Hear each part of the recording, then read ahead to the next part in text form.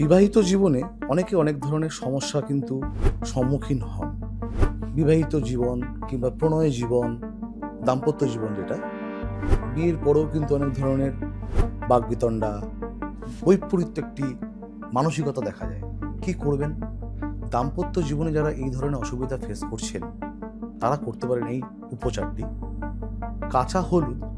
কাঁচা হলুদ দিয়ে আপনি পরপর 7 দিন স্নান করুন, কাঁচা হলুদ গায়ে মেখে।